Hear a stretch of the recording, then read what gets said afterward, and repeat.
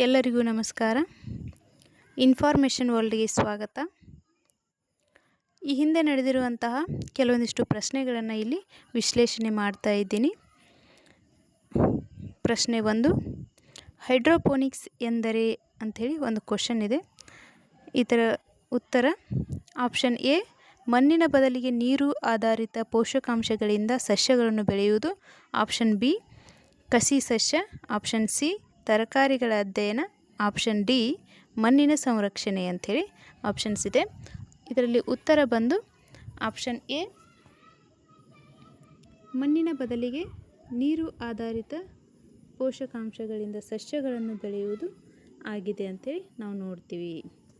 ಹಾಗಾದರೆ ಹೈಡ್ರೋಪೋನಿಕ್ಸ್ ಎಂದರೆ ಏನಂತ ನಾವು ನೋಡೋದಾದರೆ, ಸಸ್ಯಗಳಿಗೆ ಬೇಕಾದ ಪೋಷಕಾಂಶಗಳನ್ನು ನೀರಿನಲ್ಲಿ ಬೆರೆಸಿ ಆ ನೀರಿನ ಸಹಾಯದಿಂದ ಸಸ್ಯಗಳನ್ನು ಬೆಳೆಯುವ ವಿಧಾನಕ್ಕೆ ಏನಂತ ಕರೀತಾರೆ ಅಂದರೆ ಹೈಡ್ರೋಪೋನಿಕ್ಸ್ ಅಂತೇಳಿ ಕರೀತಾರೆ.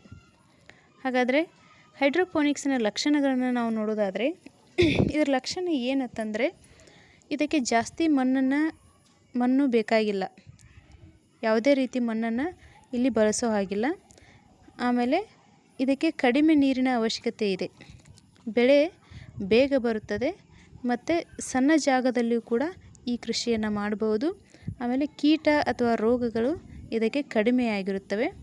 ಹಾಗಾದರೆ ಈ ಹೈಡ್ರೋಪೋನಿಕ್ಸ್ ವಿಧಾನದಲ್ಲಿ ಯಾವ್ಯಾವ ಬೆಳೆಗಳನ್ನು ಬೆಳೀತಾರೆ ಅಂತ ನೋಡೋದಾದರೆ, ಪಾಲಕ್ ಸೊಪ್ಪು, ಟೊಮೆಟೊ, ಕೊತ್ತಂಬರಿ ಸೊಪ್ಪು, ಲೆಟುಸ್ ಅನ್ನುವಂತಹ ಸಸ್ಯಗಳನ್ನು ಬೆಳೀತಾರೆ. ಮುಂದಿನ ಪ್ರಶ್ನೆ, ವಾಷಿಂಗ್ ಮೆಷಿನ್ ಯಾವ ತತ್ವದ ಮೇಲೆ ಕಾರ್ಯನಿರ್ವಹಿಸುತ್ತದೆ ಅಂತೇಳಿ ಪ್ರಶ್ನೆ ಇದೆ. ಇದಕ್ಕೆ ಆಪ್ಷನ್ ಎ, ಕೇಂದ್ರಾಪಗಾಮಿ ಚಲನೆ. ಆಪ್ಷನ್ ಬಿ, ಕೇಂದ್ರಾಭಿಮುಖ ಚಲನೆ. Option C, reserve osmosis.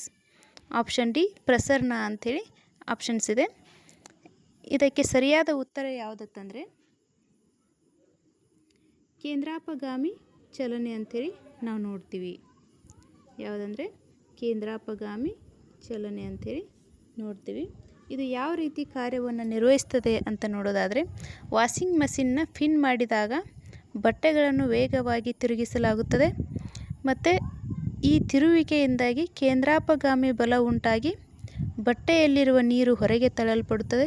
ಆದ್ದರಿಂದ ಬಟ್ಟೆಗಳು ಬೇಗ ಒಣಗಲು ಸಹಾಯಕವಾಗುತ್ತವೆ ಅಂಥೇಳಿ ನಾವು ನೋಡ್ತೀವಿ.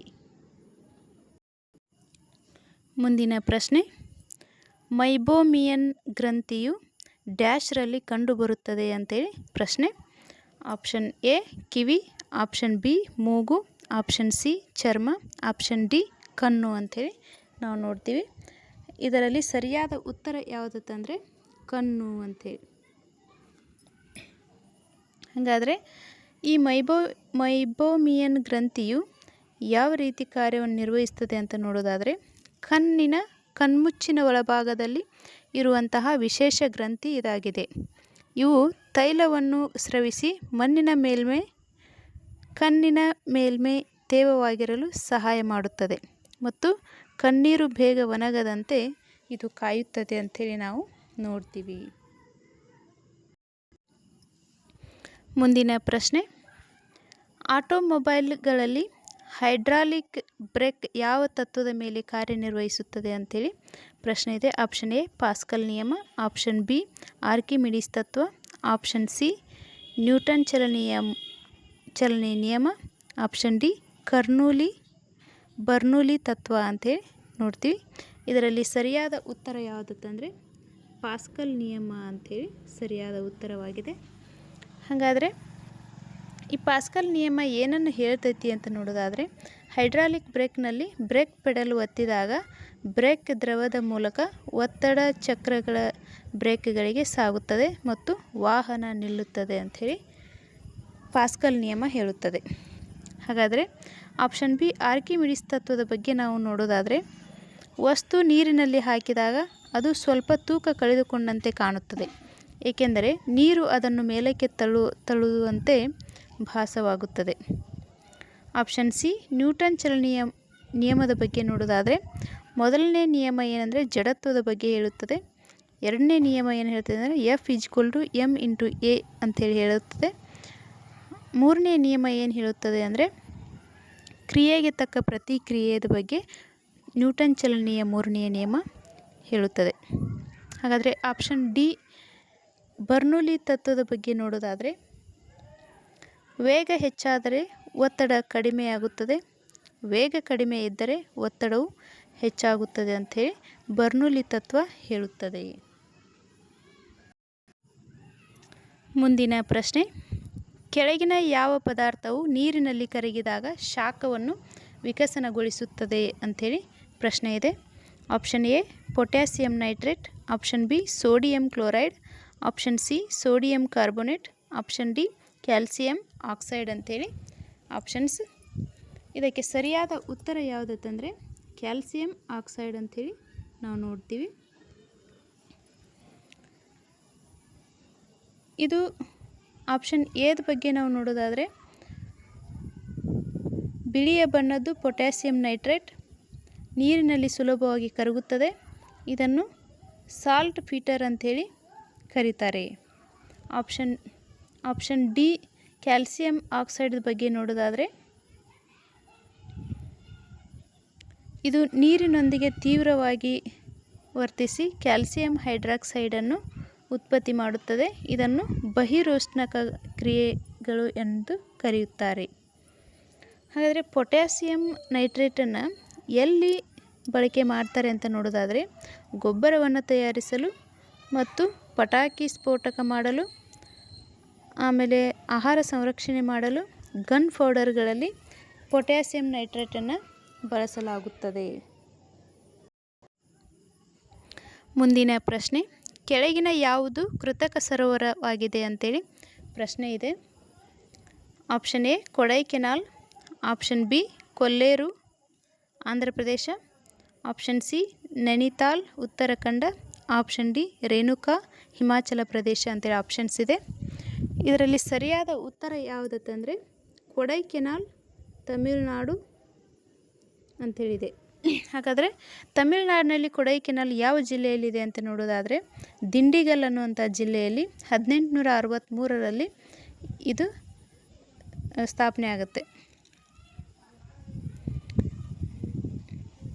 ಈ ಕೊಲ್ಲೇರು ಸರೋವರ ಏಷ್ಯಾದ ಅತಿ ದೊಡ್ಡ ಸಿಹಿ ನೀರಿನ ಸರೋವರ ಅಂಥೇಳಿ ನಾವು ನೋಡ್ತೀವಿ. ನೈನಿತಾಲ್ ಸರೋವರ ಉತ್ತರಾಖಂಡ ರಾಜ್ಯದಲ್ಲಿದೆ. ಇದು ನೈಸರ್ಗಿಕ ಸರೋವರ ಅಂಥೇಳಿ ನೋಡ್ತೀವಿ. ಇನ್ನು ರೇಣುಕಾ ಸರೋವರ ಹಿಮಾಚಲ ಪ್ರದೇಶದಲ್ಲಿದೆ. ಇದು ಅತಿ ದೊಡ್ಡ ನೈಸರ್ಗಿಕ ಸರೋವರ ಅಂಥೇಳಿ ನಾವು ನೋಡ್ತೀವಿ.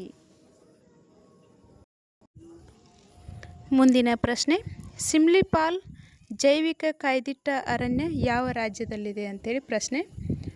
Option A Tamil Nadu, option B Uttarakhand, option C ಪಶ್ಚಿಮ ಬಂಗಾಳ, ಆಪ್ಷನ್ ಡಿ ಒರಿಸ್ಸಾ ಅಂಥೇಳಿ ಇದೆ. ಇದಕ್ಕೆ ಸರಿಯಾದ ಉತ್ತರ ಯಾವುದಂತಂದರೆ ಒರಿಸ್ಸಾ, ಆಪ್ಷನ್ ಡಿ ಒರಿಸ್ಸಾ ಅಂತೇಳಿ. ಹಾಗಾದರೆ ಇದು ರಾಷ್ಟ್ರೀಯ ಉದ್ಯಾನವನ ಆಗಿದೆ. ಯಾವುದು ಸಿಮ್ಲಿಪಾಲ್ ಜೈವಿಕ ಅರಣ್ಯ ಏನಾಗಿದೆ ಅಂದರೆ ರಾಷ್ಟ್ರೀಯ ಉದ್ಯಾನವನ ಮತ್ತು ಜೈವಿಕ ಸಂರಕ್ಷಣಾ ಪ್ರದೇಶ ಅಂಥೇಳಿ ನಾವು ನೋಡ್ತೀವಿ. ಇದು ಭಾರತದ ಯಾವ ರಾಜ್ಯದಲ್ಲಿದೆ ಅಂದರೆ ಒರಿಸ್ಸಾ ರಾಜ್ಯದ ಮಯೂರ್ಭಂಜ್ ಜಿಲ್ಲೆಯಲ್ಲಿದೆ. ಸಿಮ್ಲಿಪಾಲ್ ಜೈವಿಕ ಅರಣ್ಯ ಪ್ರದೇಶ ಎಲ್ಲಿದೆ ಅಂದರೆ ಮಯೂರ್ಭಂಜ್ ಜಿಲ್ಲೆಯಲ್ಲಿದೆ. ಇದು ಹುಲಿ ಸಂರಕ್ಷಣೆ ಮತ್ತು ಆನೆ ಆವಾಸ ಸ್ಥಾನಕ್ಕೆ ಹೆಸರುವಾಸಿಯಾಗಿದೆ ಅಂಥೇಳಿ ನಾವು ನೋಡ್ತೀವಿ. ಮುಂದಿನ ಪ್ರಶ್ನೆ, ಕಳಸಾ ಬಂಡೂರಿ ಜಲ ವಿವಾದವು ಈ ಕೆಳಗಿನ ಯಾವ ರಾಜ್ಯಗಳಿಗೆ ಸಂಬಂಧಿಸಿದೆ ಅಂಥೇಳಿದೆ. ಆಪ್ಷನ್ ಎ ಕರ್ನಾಟಕ ಮತ್ತು ಆಂಧ್ರ ಪ್ರದೇಶ, ಆಪ್ಷನ್ ಬಿ ಕರ್ನಾಟಕ ಮತ್ತು ಗೋವಾ, ಆಪ್ಷನ್ ಸಿ ಕರ್ನಾಟಕ ಮತ್ತು ಕೇರಳ, ಆಪ್ಷನ್ ಡಿ ಕರ್ನಾಟಕ ಮತ್ತು ತಮಿಳುನಾಡು ಅಂತಿದೆ. ಇದಕ್ಕೆ ಸರಿಯಾದ ಉತ್ತರ ಯಾವುದಂತಂದರೆ ಕರ್ನಾಟಕ ಮತ್ತು ಗೋವಾ ಅಂಥೇಳಿ ನಾವು ನೋಡ್ತೀವಿ. ಇದು ಯಾವ ನದಿಗೆ ವಿವಾದ ನಡೆದಿದೆ ಅಂದರೆ ಮಹದಾಯಿ ನದಿ. ಇದಕ್ಕೆ ಇನ್ನೊಂದು ಹೆಸರಿನಿಂದ ಕರೀತಾರೆ ಮಾಂಡೋವಿ ನದಿ ಅಂಥೇಳಿ. ಹಾಗಾದರೆ ಕಳಸಾ ಬಂಡೂರಿ ನಾಲಾ ಯೋಜನೆಯ ಉದ್ದೇಶ ಏನಂದರೆ ಬೆಳಗಾವಿ, ಧಾರವಾಡ, ಬಾಗಲಕೋಟೆ ಮತ್ತು ಗದಗ ಜಿಲ್ಲೆಗಳಿಗೆ ನೀರನ್ನು ಪೂರೈಸುವ ಉದ್ದೇಶದಿಂದ ಕಳಸಾ ಬಂಡೂರಿ ನಾಲಾ ಯೋಜನೆಯನ್ನು ಜಾರಿಗೆ ತೊಗೊಂಬರ್ತಾರೆ.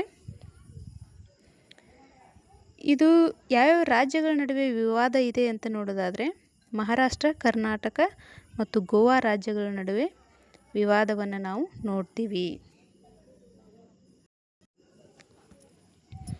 ಮುಂದಿನ ಪ್ರಶ್ನೆ, ಟರ್ಕಿ ದೇಶವು ಯಾವುದರ ಮಧ್ಯೆ ಸ್ಥಗಿತಗೊಂಡಿದೆ ಅಂತೇಳಿದೆ. ಆಪ್ಷನ್ ಎ ಕಪ್ಪು ಸಮುದ್ರ ಮತ್ತು ಕ್ಯಾಸ್ಪಿಯನ್ ಸಮುದ್ರ, ಆಪ್ಷನ್ ಬಿ ಕಪ್ಪು ಸಮುದ್ರ ಮತ್ತು ಮೆಡಿಟರೇನಿಯನ್ ಸಮುದ್ರ, ಆಪ್ಷನ್ ಸಿ ಸುಯೇಜ್ ಖಾರಿ ಮತ್ತು ಮೆಡಿಟರೇನಿಯನ್ ಸಮುದ್ರ, ಆಪ್ಷನ್ ಡಿ ಕಂಬತ್ ಖಾರಿ ಮತ್ತು ಮೃತ ಸಮುದ್ರ ಅಂತೇಳಿ ಆಪ್ಷನ್ಸ್ ಇದೆ. ಇದಕ್ಕೆ ಸರಿಯಾದ ಉತ್ತರ ಆಪ್ಷನ್ ಬಿ ಕಪ್ಪು ಸಮುದ್ರ ಮತ್ತು ಮೆಡಿಟರೇನಿಯನ್ ಸಮುದ್ರ ಅಂತೇಳಿ ನಾವು ನೋಡ್ತೀವಿ. ಮುಂದಿನ ಪ್ರಶ್ನೆ, ಬ್ಲೂ ಎಕಾನಮಿ ಎಂದರೆ? ಪ್ರಶ್ನೆ ಆಪ್ಷನ್ ಎ ದೈಹಿಕ ಶ್ರಮದ ಕೆಲಸ ಮಾಡುವ ಕಾರ್ಮಿಕರು ಇದರ ಅಡಿಯಲ್ಲಿ ಬರುತ್ತಾರೆ, ಆಪ್ಷನ್ ಬಿ ಮೀನು ಉತ್ಪಾದನೆಯ ಮಾರ್ಗೋಪಾಯಗಳು, ಆಪ್ಷನ್ ಸಿ ಆರ್ಥಿಕ ಬೆಳವಣಿಗೆಗೆ ಸಾಗರ ಸಂಪನ್ಮೂಲಗಳ ಸುಸ್ಥಿರ ಬಳಕೆ, ಆಪ್ಷನ್ ಡಿ ನೀರಾವರಿಯ ಹೆಚ್ಚಳದ ಬಗ್ಗೆ ಕಾರ್ಯನಿರ್ವಹಿಸುವುದು ಅಂತೇಳಿದೆ. ಇದಕ್ಕೆ ಸರಿಯಾದ ಉತ್ತರ ಯಾವುದಂತಂದರೆ ಆಪ್ಷನ್ ಸಿ ಆರ್ಥಿಕ ಬೆಳವಣಿಗೆಗೆ ಸಾಗರ ಸಂಪನ್ಮೂಲಗಳ ಸುಸ್ಥಿರ ಬಳಕೆ ಅಂತೇಳಿ ಇದೆ. ಹಾಗಾದರೆ ಇದರ ಪ್ರಮುಖ ಕ್ಷೇತ್ರಗಳನ್ನು ನಾವು ನೋಡೋದಾದರೆ ಮೀನುಗಾರಿಕೆ, ಸಮುದ್ರ ಸಾರಿಗೆ, ಸಮುದ್ರ ಪ್ರವಾಸೋದ್ಯಮ, ಸಮುದ್ರ ಗಾಳಿ ಮತ್ತು ಅಲೆಗಳಿಂದ ಶಕ್ತಿ ಉತ್ಪಾದನೆ, ಸಮುದ್ರದ ಖನಿಜ ಸಂಪತ್ತುಗಳ ಬಳಕೆ. ಭಾರತದಲ್ಲಿ ಅರಬ್ಬಿ ಸಮುದ್ರ ಮತ್ತು ಬಂಗಾಳ ಕೊಲ್ಲಿ ಪ್ರದೇಶಗಳಲ್ಲಿ ಮೀನುಗಾರಿಕೆ ಬಂದರುಗಳು ಮತ್ತು ಸಮುದ್ರದ ವ್ಯಾಪಾರವನ್ನು ಮಾಡುತ್ತಾರೆ. ಸಮುದ್ರ ಮತ್ತು ಸಾಗರ ಸಂಪನ್ಮೂಲಗಳನ್ನು ಪರಿಸರಕ್ಕೆ ಹಾನಿಯಾಗದಂತೆ ಶಾಶ್ವತವಾಗಿ ಬಳಸಿಕೊಂಡು ಆರ್ಥಿಕ ಅಭಿವೃದ್ಧಿಯನ್ನು ಸಾಧಿಸುವ ವಿಧಾನಕ್ಕೆ ಏನಂತ ಕರೀತಾರೆ ಅಂದರೆ ಬ್ಲೂ ಎಕಾನಮಿ ಅಂಥೇಳಿ ಕರೀತಾರೆ. ಸಮುದ್ರ ಸಂಪನ್ಮೂಲಗಳನ್ನು ಸುರಕ್ಷಿತವಾಗಿ ಶಾಶ್ವತವಾಗಿ ಬಳಸಿಕೊಂಡು ಆರ್ಥಿಕ ಅಭಿವೃದ್ಧಿಯನ್ನು ಸಾಧಿಸುವುದು ಬ್ಲೂ ಎಕಾನಮಿಯ ಉದ್ದೇಶವಾಗಿದೆ ಅಂಥೇಳಿ ನಾವು ನೋಡ್ತೀವಿ. ಇನ್ನೂ ನಮ್ಮ ಚಾನಲ್ಗೆ ಯಾರೂ ಸಬ್ಸ್ಕ್ರೈಬ್ ಮಾಡ್ಕೊಂಡಿಲ್ಲ, ದಯವಿಟ್ಟು ಸಬ್ಸ್ಕ್ರೈಬ್ ಮಾಡ್ಕೊಳ್ಳಿ. ಪಕ್ಕದಲ್ಲಿರೋ ಬೆಲ್ ಐಕಾನ್ನ ಕ್ಲಿಕ್ ಮಾಡಿ ಆಲ್ ಅಂತ ಸೆಲೆಕ್ಟ್ ಮಾಡಿ. ಧನ್ಯವಾದಗಳು. Have A nice day.